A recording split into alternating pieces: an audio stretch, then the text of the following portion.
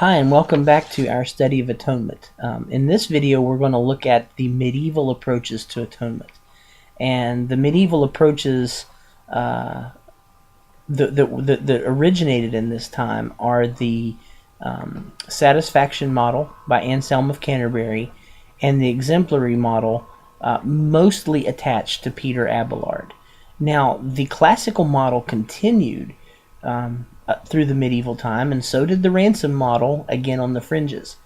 But we want to look at the two that have their roots in the medieval period, and the first we want to look at is the satisfaction model. And as I just mentioned, the satisfaction model is the product of the mind of Anselm of Canterbury in his classic Cur Deus Homo, or Why God Became Man, or alternatively, Why the God-Man. The premise of Cur Deus Homo, which I really think you ought to read it. It is a Christian classic. You might not enjoy it, you might not grasp it, you might think this is strange, but it's always good to see where we've been. It's always good to grasp the way folks in the past did theology, because it will help us to do it better. Its premise, the satisfaction model's premise, is that sin is a violation of God's honor, and that His honor must be destroyed. It must be restored. Destroyed. Must be getting late at night. The idea that of honor and satisfaction, because that's the old way that honor was restored. You demanded satisfaction. That's a very medieval concept. Very rooted in the feudal system, very rooted in that time period. So in many ways, Anselm's explanation of atonement is very time-bound. It didn't have a lot in common with the church several hundred years before it. Doesn't have a whole lot in common with the church several hundred years after it. It's very locked in its time period, which is one of the reasons why the satisfaction model is pretty much dead today. We don't talk in terms of honor and satisfaction anymore.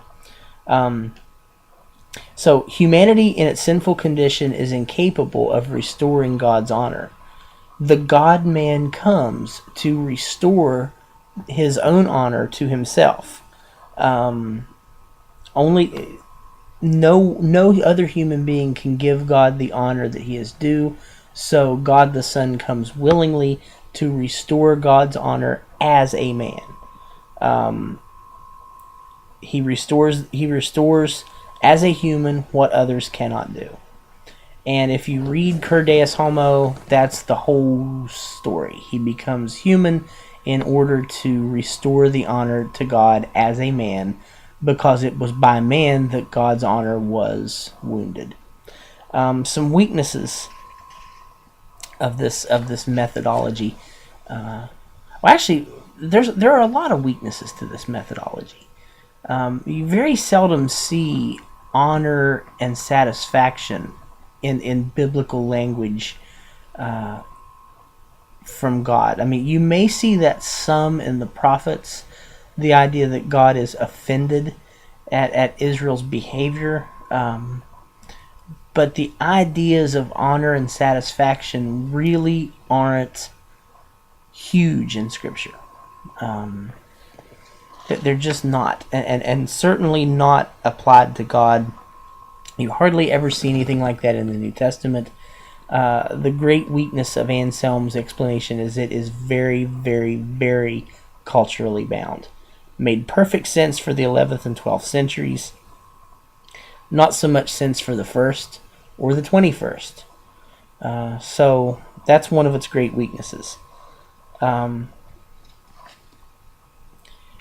Another problem that I think Anselm doesn't answer is why there exists no regress. In other words, if the Son humbles himself to restore honor to the Father, who restores honor to the Son? Can he do what he does and still maintain honor? I think Anselm says yes. I'm not sure that his model, though, allows an answer of yes. Now, maybe it does, and maybe I've misread it. That's certainly possible. But I think that's a question worth asking. As a result of its extreme culture-bound existence, there are few proponents of the satisfaction model today. But it has real influence in a model that came after it in the Reformation era, the penal substitution model, which we'll talk about in our next video. Penal substitution is very, very close to satisfaction. Just has some differing some parts have been tinkered with, but it's based on the same idea. Now we want to look at the exemplary model. This has been associated with Peter Abelard, but the exemplary model has been, again, present throughout all of church history. But it was actually made into its own model by Abelard. Abelard taught that the tremendous love displayed by Christ in his sacrificial act should motivate us to the same kind of love. So in other words, Christ is our example. It serves as both example and motivation. This is how we should act, but it's so great that it moves us to act in the same way. Possibly the greatest exponent of the exemplary model in the last 100 years was a man by the name of Charles Sheldon, who wrote a book called In His Steps. And in it, he asked the question, what would Jesus do? Now, Sheldon lived three generations ago, but the what would Jesus do craze is still kind of on the way down, but it's still around. But that is the exemplary model. It is what would Jesus do? Jesus' actions should motivate our actions. And of course, there's biblical foundation for this. We emulate his love. We see his love both as an example and as motivation. That is true. But again, if you take it out of balance, then you come into some problems. The exemplary model has been favored by Protestant liberalism, that we should do everything as an example. But again, there are some real weaknesses to the exemplary model. Real weaknesses. Even though we are motivated by Christ's example to love, it is very subjective. Very subjective in that it reaches us, but it could also reach us for not exactly the right reason. As the satisfaction model is probably too objective, the exemplary model is probably too subjective. Neither of them are able to stand on their own because the satisfaction model is only for God, but the exemplary model is only for us. Once God's honor is restored, that doesn't change you or I. But once we see Christ as an example, then we don't see God entering into the picture. All we're doing is motivating our own actions. And I think that lack of objectivity within the exemplary model is its Achilles heel. Here's the problem in a nutshell. If Jesus' death is only an act of exemplary love, how does his death accomplish anything? If a man jumps into a lake and drowns knowing he can't swim, he's a tragic rather than a heroic figure.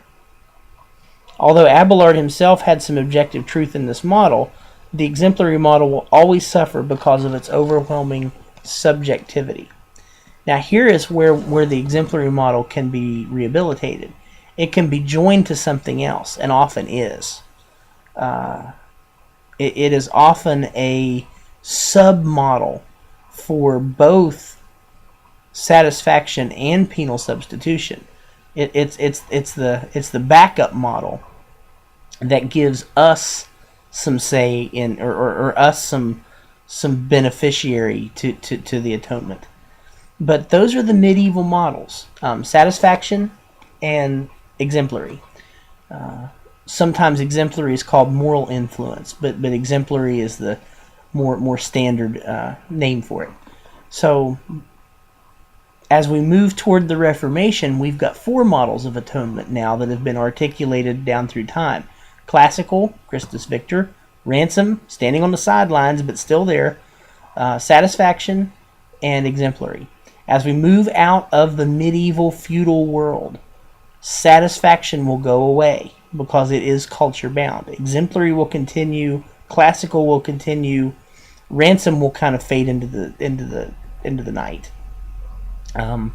Hasn't been any real proponents of the ransom model in the last 500 years. So when we hit the Protestant Reformation, we're going to get penal substitution, governmental, and then I also want to talk about participatory. That'll be our next video. So hang tight. We'll be back. Have a great day. Bye.